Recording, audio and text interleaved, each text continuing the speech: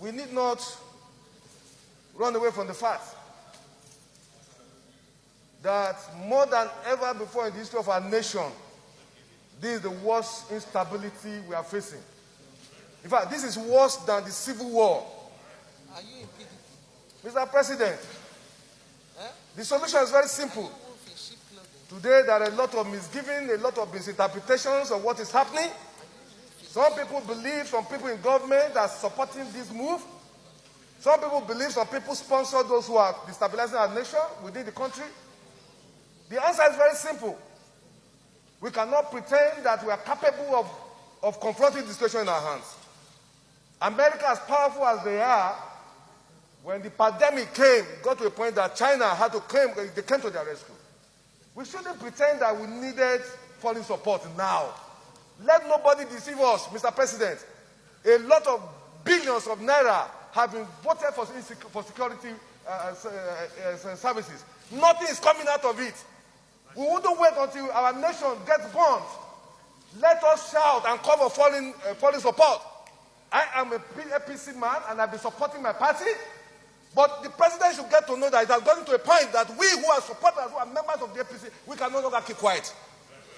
The president must rise to the occasion. You know why say you not see the truth and you are afraid to say it because you will die?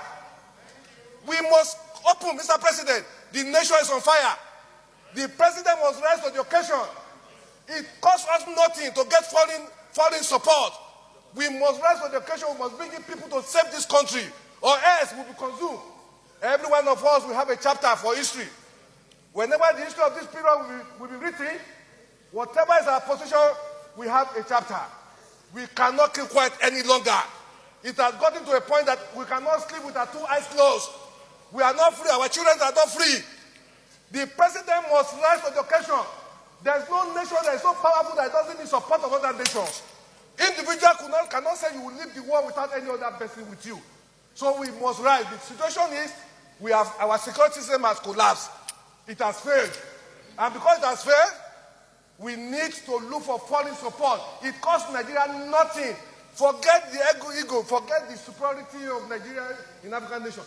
Today, we are facing serious problems. If our nation is to survive this period, I'm not in doubt that the security architecture we have today cannot cope with what we are facing.